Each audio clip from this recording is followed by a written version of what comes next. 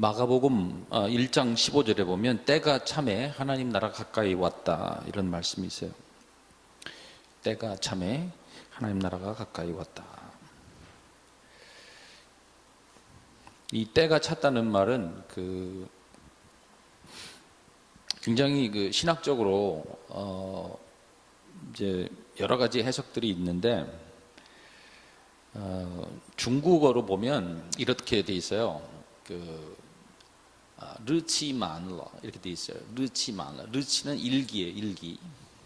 일기가 찼다. 만이라는 건 찼다는 거거든요. 영어로는 이제 fullness of time이라고 이렇게 얘기를 하는데, 그래서 이 때가 참으로 인해서 그 다음에 하나님 나라가 왔다. 그러니까 그게 이제 무슨 뜻이냐?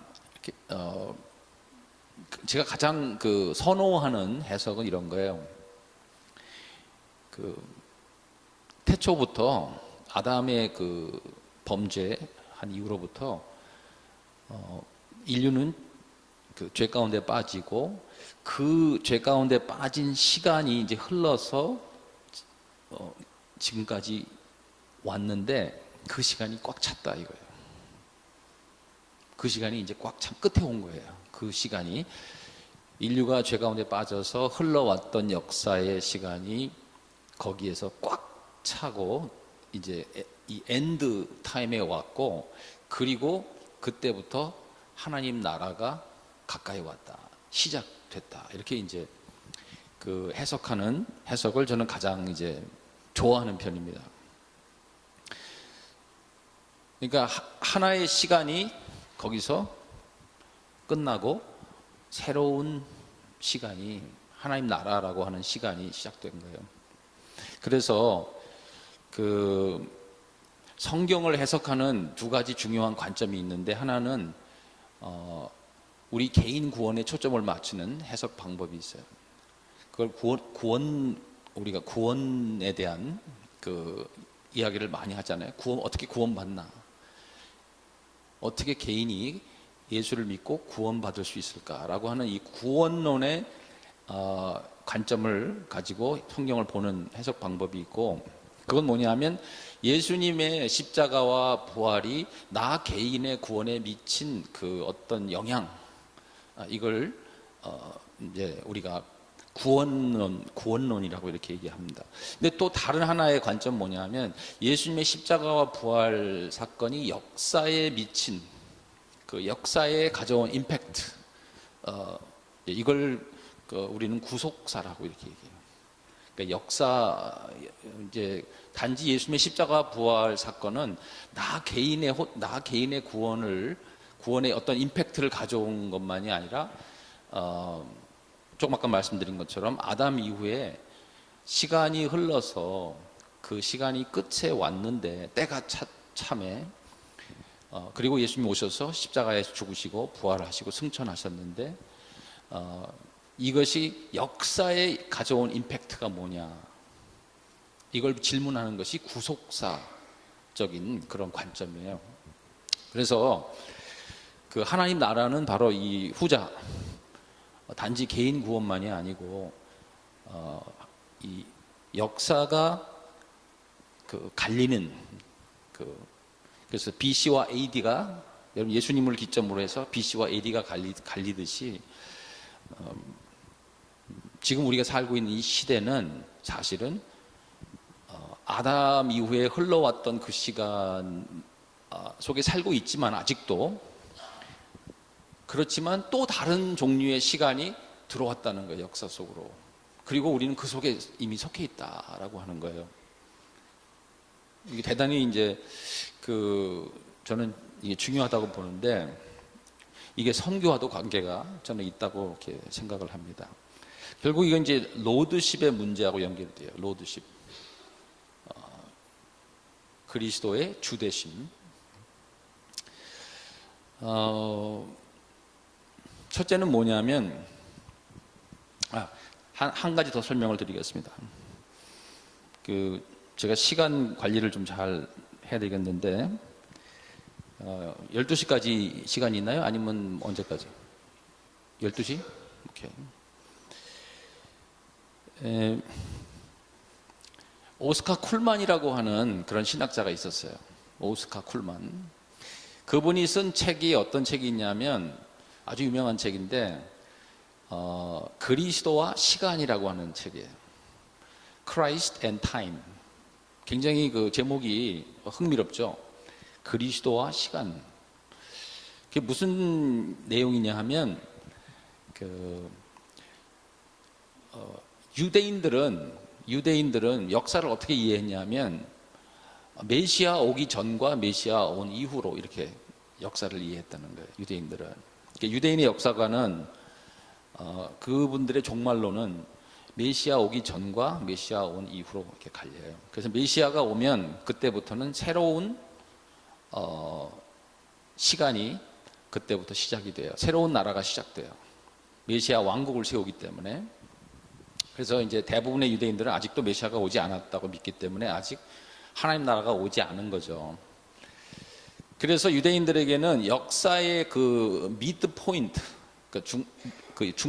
중간점 지점, 역사의 미드 포인트를 바로 메시아가 오는 그 지점으로 이렇게 이해합니다. 메시아가 오기 전에는 하나의 역사였고 메시아가 오면 또 다른 역사가 시작된다. 그러니까 그 미드 포인트가 바로 그 메시아하고 관련이 있는데 흥미롭게도 우리가 신약 성경을 읽으면 어떤 그 일이 발생하냐 하면 메시아가 오셨단 말이에요. 메시아가 오셨어요. 2000년 전에 오셨어요. 그리고 그분이 죽으시고 부활하시고 승천하셨어요. 그리고 지금 하늘에서 이 하나님 우편에서 우리를 위해서 중보하시는 이 하나님 그리스도의 왕국에 지금 왕이 되셨단 말이에요. 그런데 그 메시아는 또 한 번 오신단 말이에요. 재림을 하신다는 거죠. 그래서 유대인들이 그 이해했던 역사는 메시아가 한 번 오는 역사관이에요. 한 번 오는데 신약에 와서 바울이 이해하고 또 신약의 그 성경이 우리에게 말해주고 있는 역사는 흥미롭게도 메시아가 한 번이 아니라 두 번 오신다는 거예요. 그러니까 구조상 한 번 오는 구조가 아니고 두 번 오는 구조예요. 그렇기 때문에 이 콜만은 역사의 미드 포인트가 언제냐? 바로 2000년 전에 이미 오셨던 그 메시아, 그 죽으시고 부활하시고 승천하셔서 승리하신 이미 창세기 15장 3장 15절에 여자의 후손과 뱀의 후손이 나중에 전쟁을 통해서 그 여자의 후손이 승리하는 그 창세기 3장 15절에 이미 예언된 그 사건이 예수님이 2000년에 오셔서 십자가에 죽으시고 부활하시고 승천하셨을 때 이미 성취됐다는 거예요. 그런데 차이점 뭐냐 하면 첫 번째 오셨을 때는 섬기는 종으로 오셨다는 거예요. 그러니까 이게 유대인들이 이해하지 못하는 부분이에요. 구약에 이사야서 53장 같은 데 보면 예수님은 섬기는 그 왕으로 오셨다는 거예요. 그러니까 유대인들에게는 그 이해가 안 돼요. 왜냐하면 유대인들에게는 메시아는 한 번 왕으로 오셔서 딱 거기에서 전쟁을 끝내고 왕국을 세운단 말이에요. 그런데 우리 기독교는 신약에 그 나오는 메시아는 두 번 오시는데 첫 번째는 종으로 오시고 죽으시고 부활하시고 그 다음에 나중에 왕으로 오셔요. 자, 그렇게 이제 볼 때 그러면 이 쿨만이 던진 질문은 그러면 역사는 언제 바뀌었냐 이거죠. 역사가 어떤 시점에 새로운 그 단계로 들어갔느냐 하는 질문을 던지는 거예요. 유대인들처럼 메시아가 왕으로 와서 하나님 왕국을 세우는 그때냐?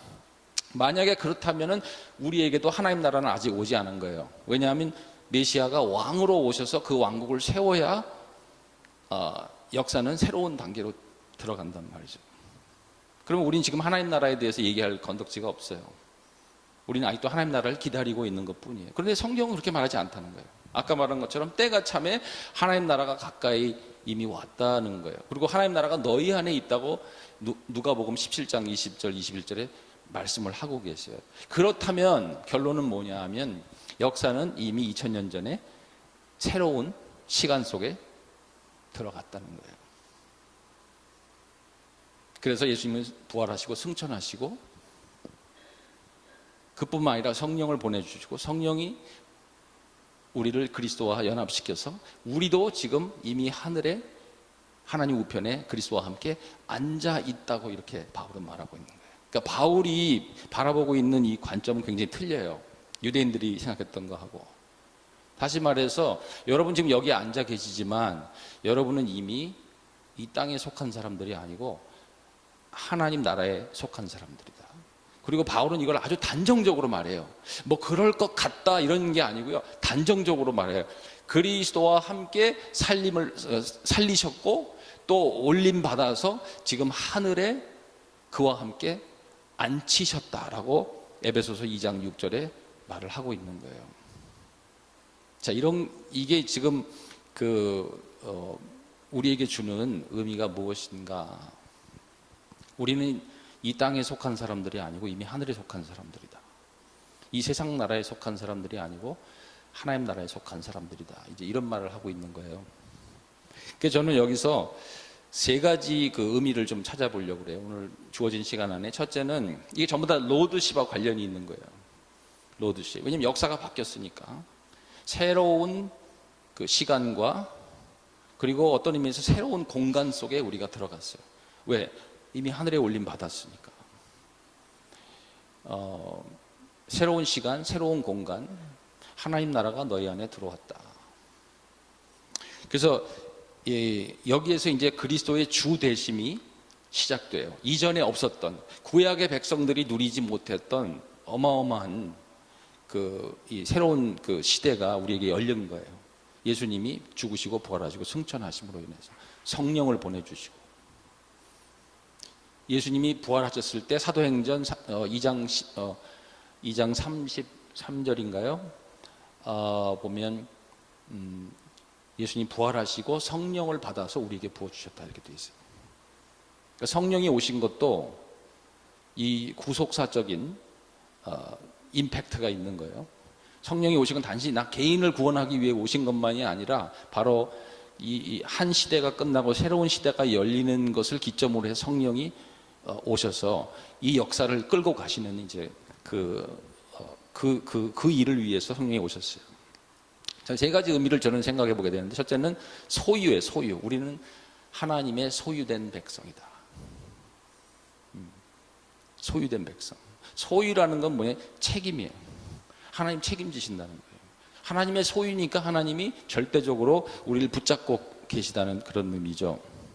그래서 베드로전서 2장 9절에 보면 너희는 뭐라고 해야 돼? 거룩한 그의 거룩한 백성, 제사장, 왕 같은 제사장들, 그의 소유된 백성이다 이렇게 얘기하고 있죠. 하나님 우리를 보호하신다는 거예요.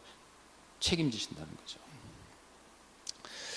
이게 굉장히 중요하다고 저는 이제 생각하는데 최근에 저에게 있었던 어떤 그 사건을 통해서 제가 깊이 좀 깨달았어요. 하나님의 나라의 소유라는 사실에 대해서.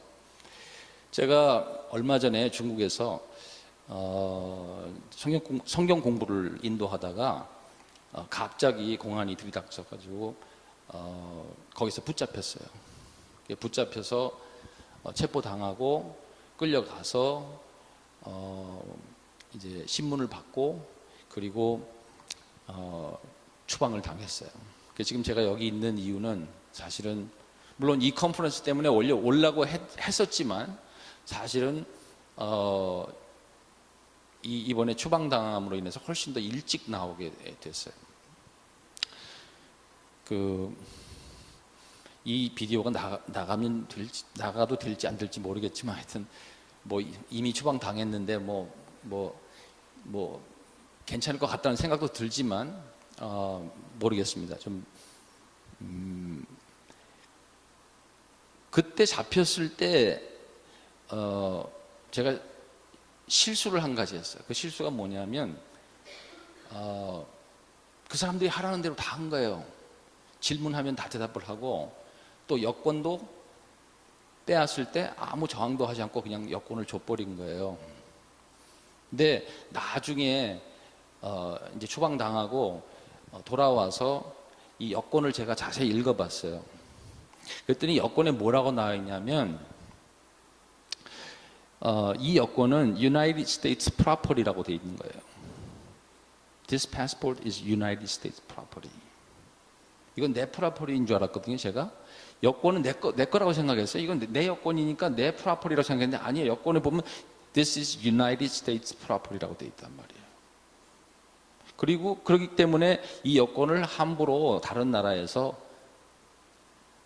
뺏을 수가 없어요. 정당한 절차를 밟아야만 이 여권을 가져갈 수 있는데 그걸 몰랐던 거예요. 제가 읽어보진 않았기 때문에. 그리고 또 하나는 뭐냐면 만약에 다른 나라에서 체포당하면 어떤 일이든지 체포당했을 때는 반드시 한 가지를 디맨드하라고 거기 적혀 있어요. 여러분 디맨드라고 하는 단어는 함부로 쓰는 단어가 아니잖아요. 굉장히 이거는 아주 헤비한 단어잖아요. 디맨드하라고 써 있어요. 뭐냐면 미국 대사관에서 영사를 불러달라. 그리고 영사가 있는 그 자리에서만 나는 조사를 받을 수 있고 그 사람들의 질문에 대답할 그 의무가 있는 거예요. 거꾸로 말하면 영사가 없는 자리에서는 내가 대답할 의무가 없고 더욱이나 이 여권을 제가 그 사람들에게 줘야 될 의무는 없는 건데 그걸 몰랐던 거예요, 제가. 그러니까 그냥 하라는 대로 다 하고 질문한 대로 다 대답하고 여권 달라고 했을 때 여권도 뺏겼어요. 그래서 사실은 굉장히 나중에 지금 생각해보니까 상당히 좀 억울해요.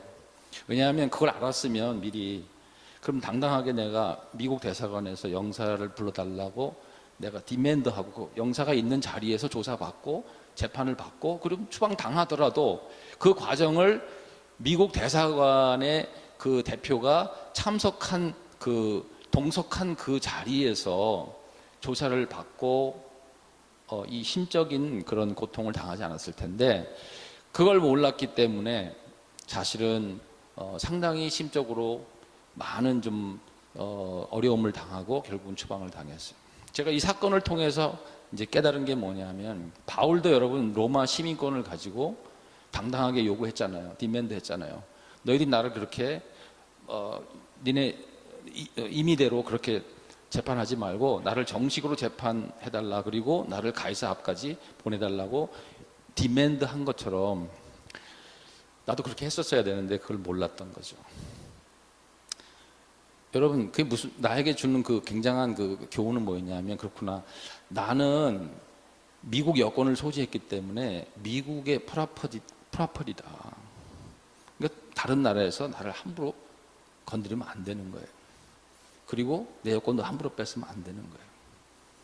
이걸 하나님 나라에 적용을 해봤어요.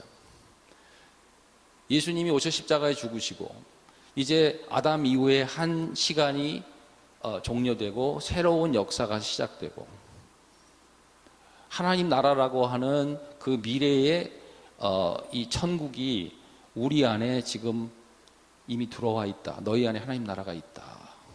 했을 때 그리고 우리 예수님이 이미 승천하시고 단지 혼자만 가신 것이 아니라 성령을 통해서 우리를 이미 그리스도와 연합시켜서 예수님이 있는 그곳에 우리도 지금 하나님 우편에 앉아 있다. 그와 함께 라고 하는 이 새로운 그림이 이 종말적인 이 그림이 우리에게 주는 교훈은 뭐냐면 우리는 하나님 나라의 프로퍼리라는 거예요.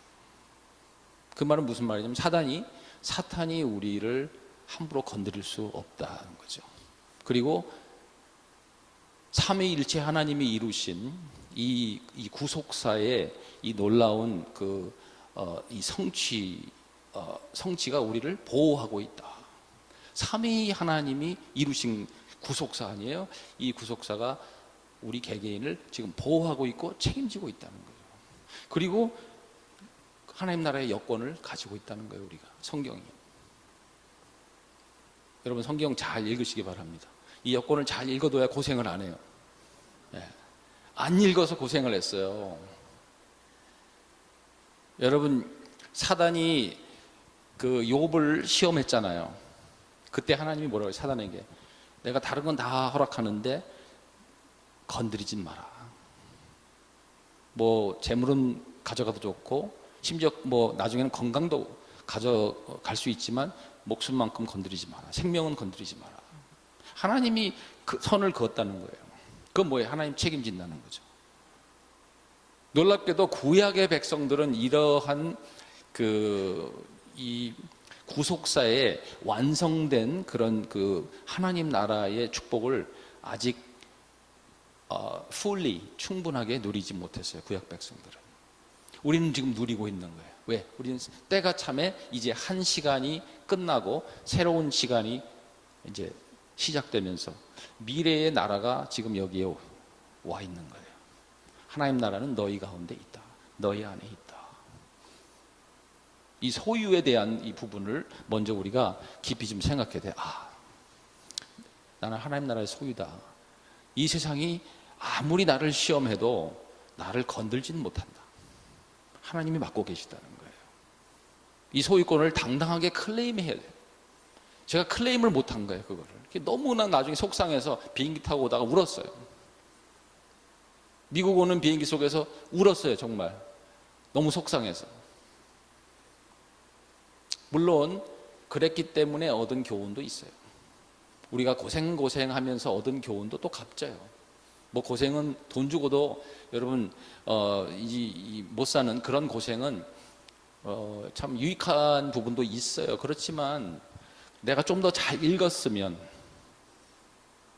그리고 내가 누군지를 좀 더 알았으면, 내가 어떤 사람이라는 것을 조금 더 이해했으면 내가 그렇게 마음고생을 하지 않았을 텐데, 그렇게 외롭지 않았을 텐데, 그렇게 두렵지 않았을 텐데, 내가 그걸 몰라서 혼자서 내가 싸워보겠다고, 혼자서 이걸 감당해보겠다고 이 짐을 다 지고 갔던 거예요. 미국 대사관이 거기 있는데도, 바로 옆에 있는데.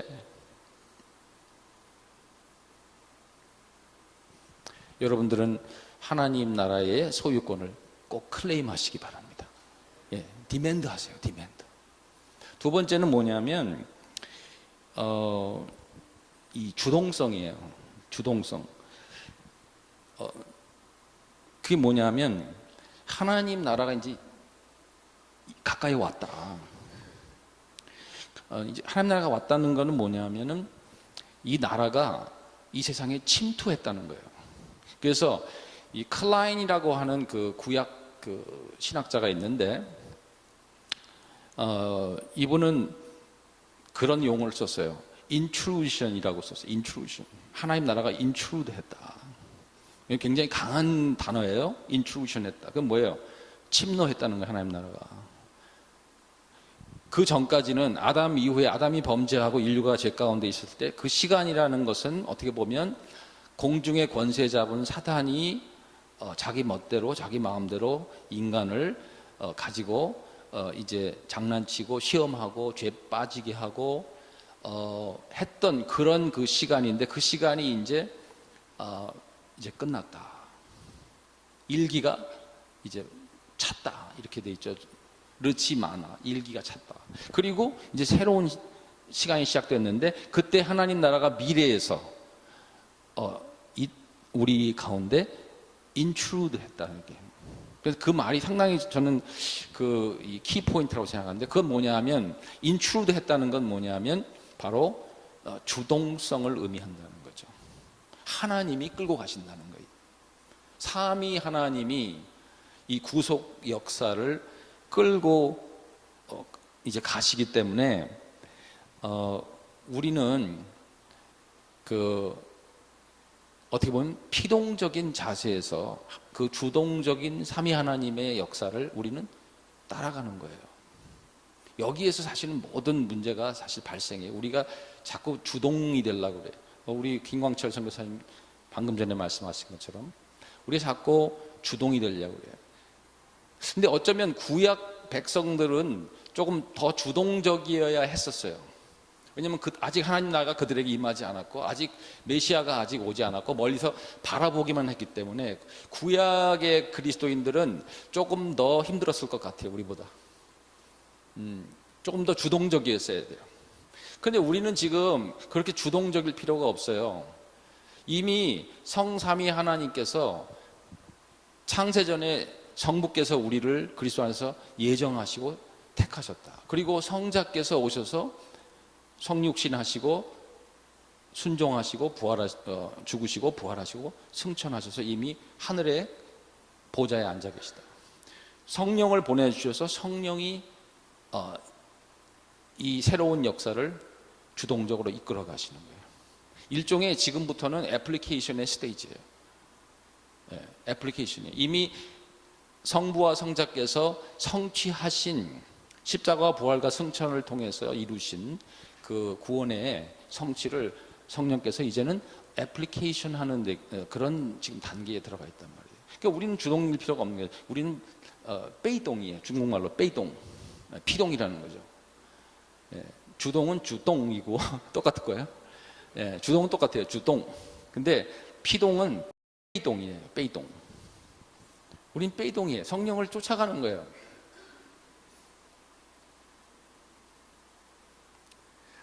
제가 중국에서 이제 추방당하고 사실은 조금 좀 혼란스러웠어요. 지금 한 2달 정도 되었는데, 이제 혼란스러운 그 이유는 뭐냐면, 이제 어떡하지? 이런 거예요. 이제 어떡하지? 이제 뭘 하지? 이제 이 나이에 이제 60이 다 거의 됐는데, 조금 더 일찍 추방하시든지, 하나님이 좀 일찍 나가게 하시든지, 아니면 조금 더 늦게 나가게 하시든지, 일찍 나갔으면 좀 더 젊어서 새로운 일을 시작해 볼 수 있고, 조금 더 늦게 나가면 이제 은퇴하면 되니까 그때. 근데 이거는 새로운 것을 하기에도 조금 늦었고, 그렇다고 또 은퇴를 기다리자니 이건 시간이 너무 많이 남았고, 아니 하나님 이제 뭐 이게 조크입니까 뭡니까? 뭐 좀 잘 되려고 하는데 왜 지금 어떡하란 말입니까? 이런 이제 좀 굉장히 좀 난감한 곤혹스러운 시간을 좀 보냈어요. 근데 나오는데 중국에서 이거는 진짜 비디오에 나가면 안 될 것 같다. 요건 좀 빼주시면 좋을 것 같아. 이건 안 될 것 같아. 근데 이 얘기를 안 할 수가 없어요 지금.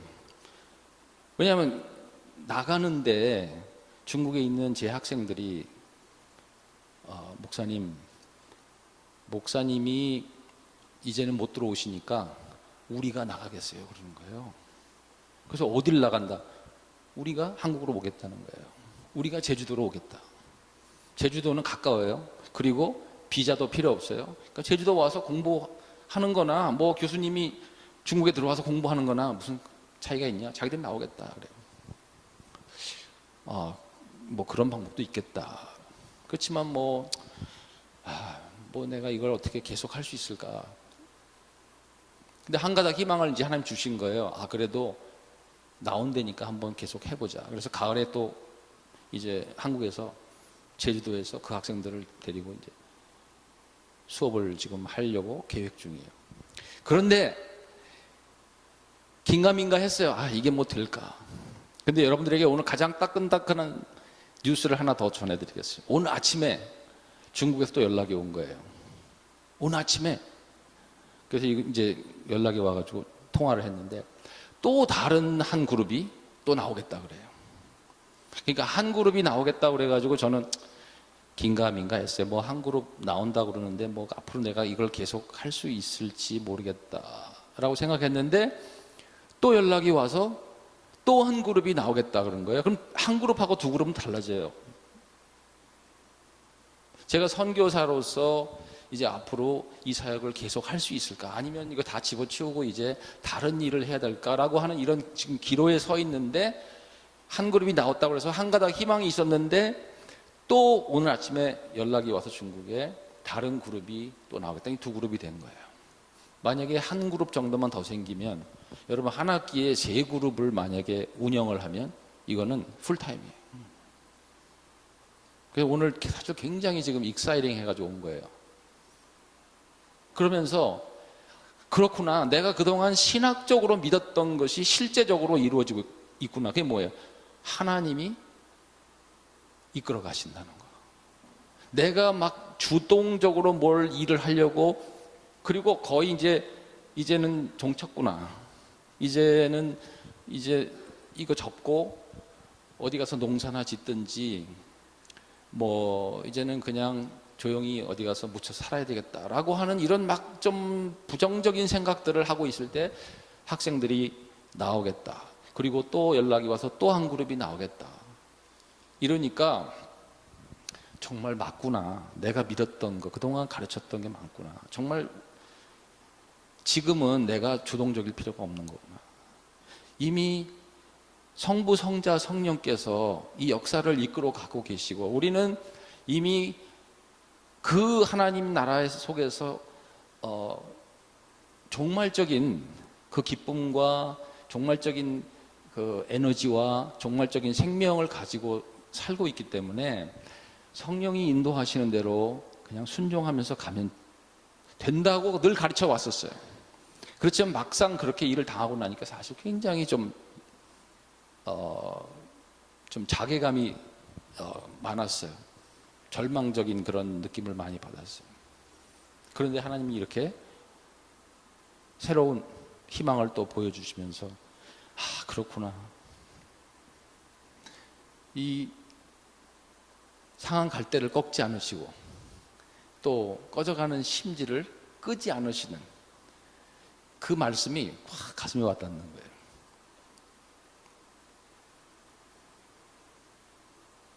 앞으로 모르겠어요. 한 그룹이 두 그룹 되고 두 그룹이 또 세 그룹 될지 모르지만 하나님 나라의 이 주동성을 아주 오늘 그렇지 않아도 이 강의를 하려고 했는데 하나님이 덤으로 이 소식을 주신 것 같아요. 여러분 뭐 하려고 하지 말라고 오늘 아침 내내 김광철 선교사님이 우리에게 강조하셨잖아요. 뭐 하려고 하지 마라. 하나님이 먼저 하신다. 근데 왜 그래요? 그것은 하나님 나라가 왔기 때문에 그래요. 침투했기 때문에. 하나님 나라는 이 침투했다는 것은 굉장히 바이올런트하다는 거예요. 여러분 영어로는 그 바이올런트라고 이렇게 되어 있어요. 굉장히 그 하나님 나라가 이 세상에 들어올 때 그냥 약하게 들어온 게 아니라 바이올런트하게 들어왔다는 거예요. 그러니까 우린 이미 그 시대에 살고 있어요. 하나님 나라가 막 주동적으로 막 움직이는 이 시대 속에서 쫓아가고 있는 거예요. 눈으로 보기에는 그렇지 않기 보일지 모르지만 사실 성부, 성자, 성령께서 일하실 때 가장 강력한 그 폭발적인 역사가 일어날 줄로 믿습니다. 그래서 이 주동성 세 번째는 뭐냐면 통합. 이건 이제 월드뷰에 관련된 건데요. 월드뷰, 세계관의 문제인데 에베소 1장 10절에 보면 예수 그리스도 안에서 하늘과 땅이 통일됐다 이렇게 되어 있어요. 예수 그리스도 안에서 하늘과 땅이 통일됐다. 이게 무슨 말일까? 하늘과 땅이 통일됐다는 말이 뭘까? 여러분 하늘과 땅은 나중에 새 하늘과 새 땅에 가야 통일되는 거 아니에요? 우리 보통 그런 생각을 가지고 있어요. 새 하늘과 새 땅, 요한계시록에 나오는 그 새 하늘과 새 땅에 가야 하늘과 땅이 통일되는 건데 바울은 그렇게 얘기하지 않고 그리스도 안에서 이미 하늘과 땅이 통합됐다고 말을 하는 거예요. 2000년 전에 아까 그 쿨만이 말한 것처럼 그 D-Day와 이 V-Day를 그 쿨만이 그 비유로서 사용해요. 그러니까 메시아가 첫 번째 오셨을 때는 그 D-Day였다. 여러분 옛날에 그 2차 대전 때 연합군이 프랑스의 그 노르만디 그 해변에 그 상륙해서 그때 그 연합군이 독일군을 무찌르는 그 사건이 있었잖아요. 그걸 이제 D-Day라고 부르잖아요. 그때 전쟁은 이미 끝난 거 아니에요. 그리고 나서 나중에 조금 더 있었지만 최후의 V-Day가 있었어요. 이제 콜만이 메시아가 첫 번째 오신 2000년 전에 그 십자가 부활 사건을 D-Day로 이렇게 설명을 하고 나중에 재림하실 때를 V-Day로, 빅토리 데이로 이렇게 설명을 하는데 다시 말해서 지금 우리는 이미 D-Day 속에서 이미 승리하신 그 승리 가운데 지금 전쟁하고 있는 거예요. 여자의 후손과 뱀의 후손이 전쟁을 하는데 여자의 후손이 이미 뱀의 머리를 짓밟고 십자가에서 승리하신 거예요. 그리고 부활까지 하셨어요. 그러니까 우리는 이미 그 승리한 전쟁 속에서 남은 전쟁을 지금 치르고 있는 건데, 여기에서 이 통합이 이루어졌다는 게 굉장히 중요해요. 그러니까 결국 세계관의 문제인데, 이 세계관은 저는 이 주권, 그리스도의 주 되심과 관련이 있습니다. 다시 말해서 그리스도는 모든 영역에서 주가 되셔야 된다는 거예요. 우리가 보통 이 보수 기독교 보수 교회들이 보통 나누는 것이 있어요. 분리시키는 것이죠. 세 가지 분리시키는데 뭐냐면, 하나는 지성과 신앙을 분리시킨다는 거예요. 지성과 신앙. 그래서 많이 알면 좀 신앙적이지 않다고 생각하는 그런 경향이 있는 거예요. 그러니까 아주 신앙이 좋으면 좋을수록 좀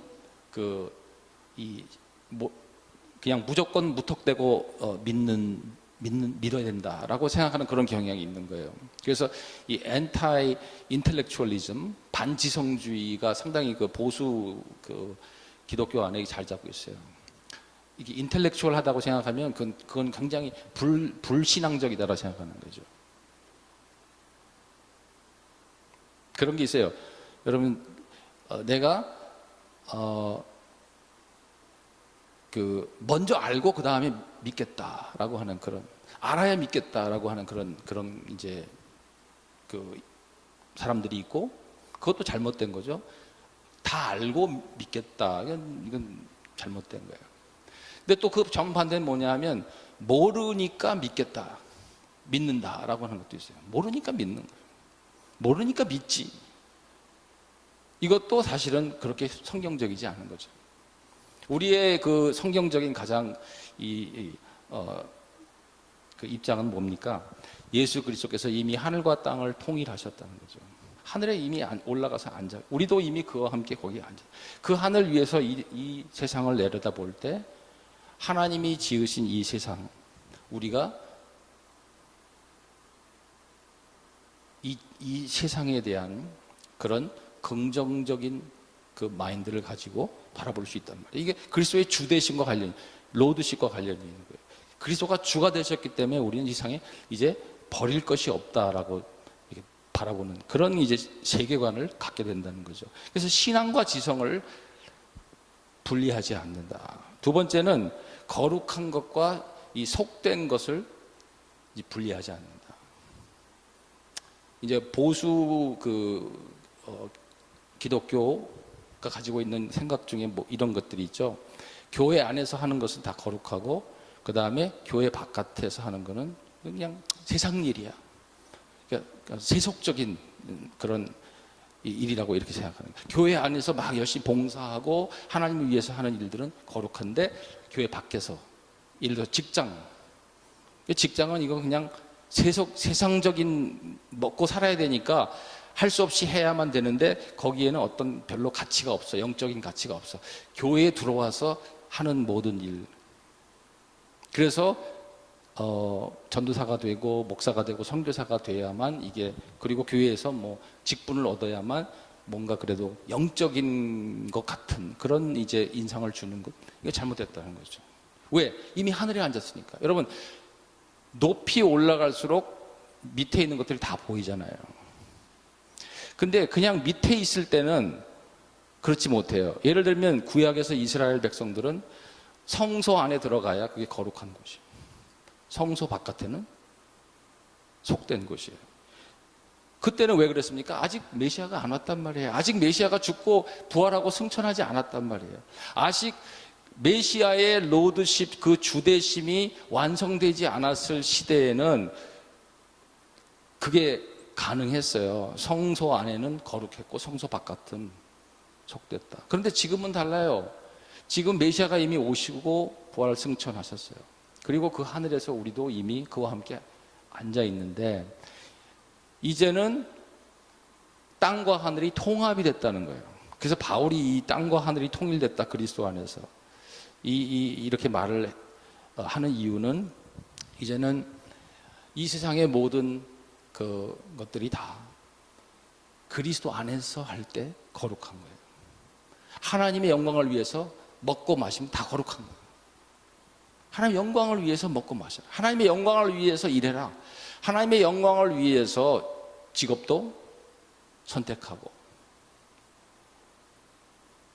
단지 거룩한 어떤 직분이 따로 있는 게 아니라 모든 영역 속에서 교회 안이든 바깥이든 다 하나님 나라의 영광을 위해서 할 수 있는 새로운 시대가 열렸다는 것.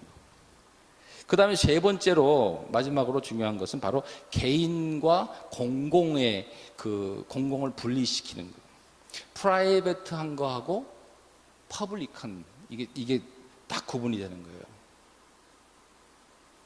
이미 그리스도는 주가 되셨는데, 왕이 되셨는데, 그리고 이 부활하신 승천하신 그리스도께서 이미 하나님 나라를 우리에게 주시고 이제 하나님 나라를 위해서 살라고, 너희는 하나님 나라의 소유가 됐다라고 이렇게 선포하셨는데, 우리는 아직도 어떻게 보면 구약적인 모드에서 이렇게 살고 있는 그런 때가 많아요. 그래서 이 프라이빗하고 이 퍼블릭한 이 영역을 너무 명확하게 구분하면 그냥 신앙은 프라이빗한 거예요. 그냥 나 개인의 문제예요. 바깥에 나가면 내가 이제는 세속적으로 살아도 괜찮다. 왜? 신앙은 내 개인의 문제니까.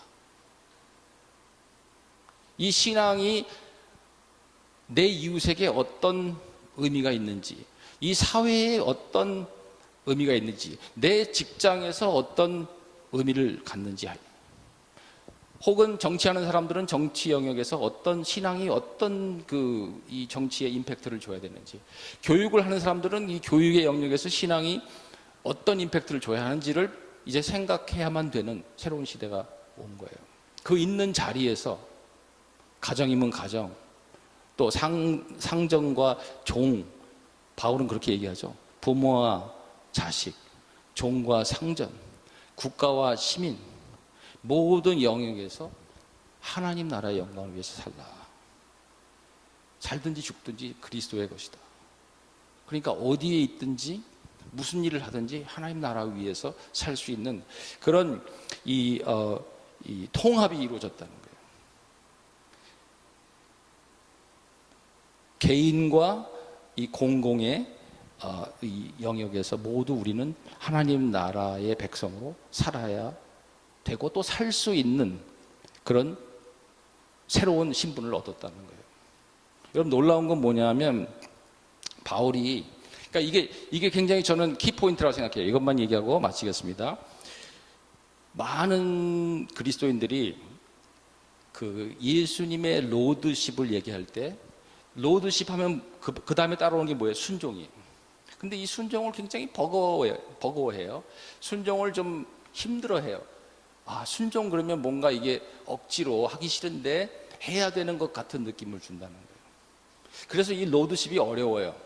이 주대심이. 그런데 오늘 제가 여러분들에게 그려보려고 했던 그림, 성공적으로 그렸는지는 모르겠지만 그려보려고 했던 그림은 뭐냐면 이 로드십은 어려운 게 아니라는 거예요. 자연스럽게 될 수 있는, 돼야만 되는. 왜? 우리는 피동이란 말이에요.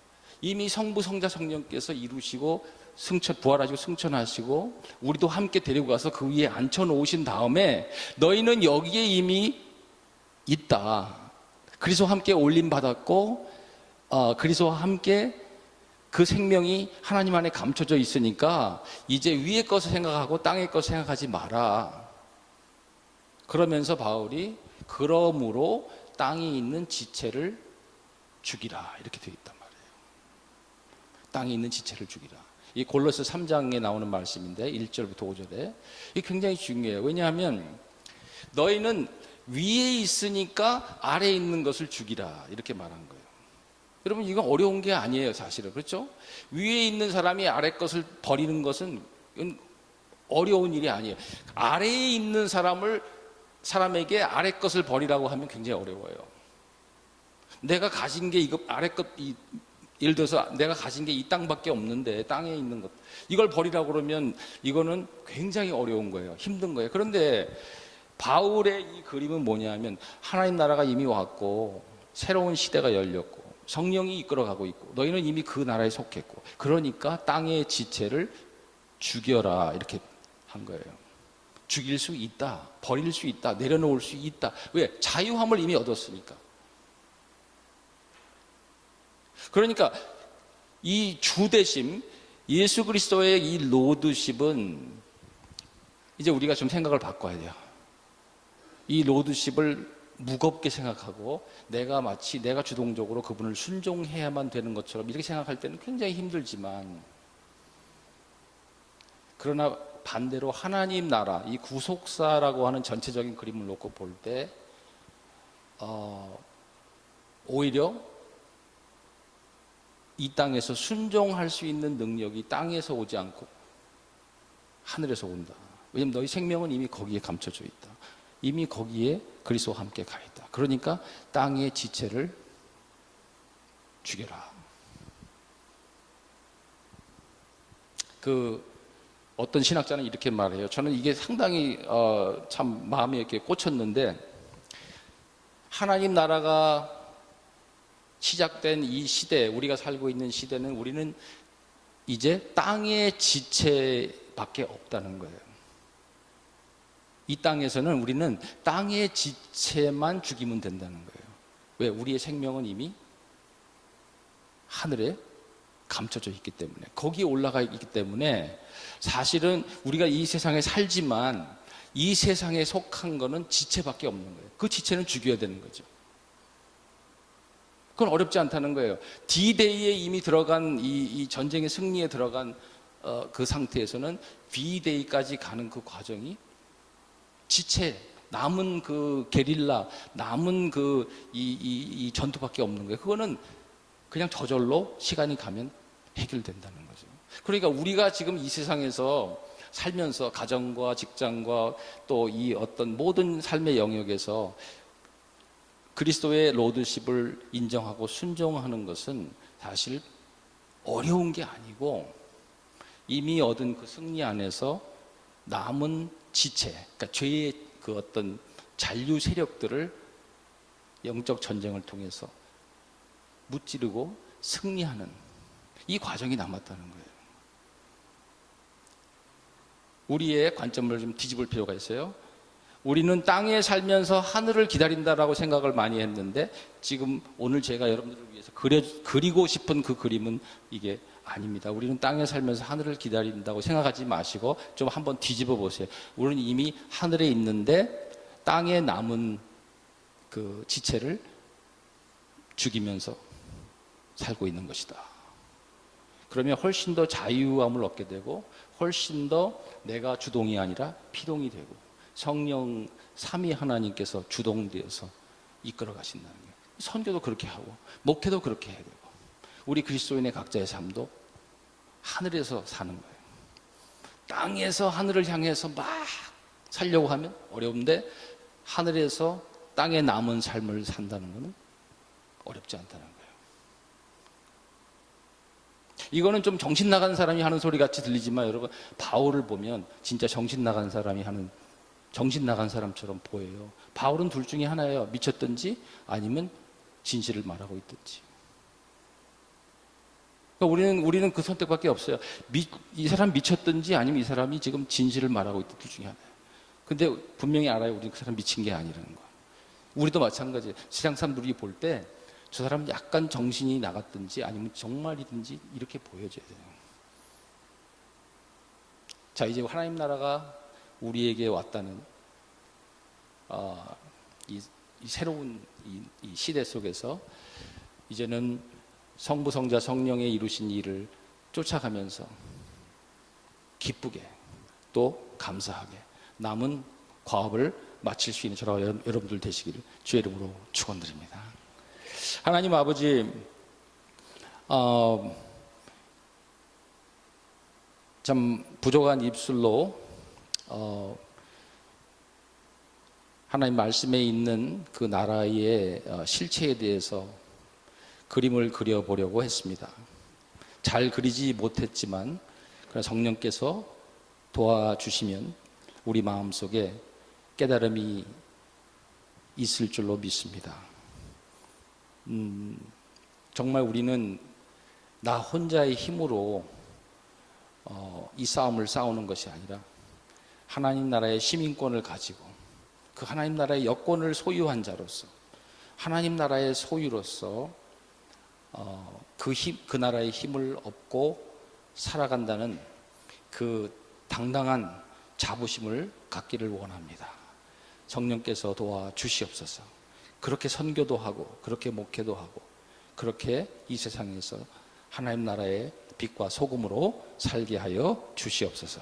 예수님 이름으로 기도합니다.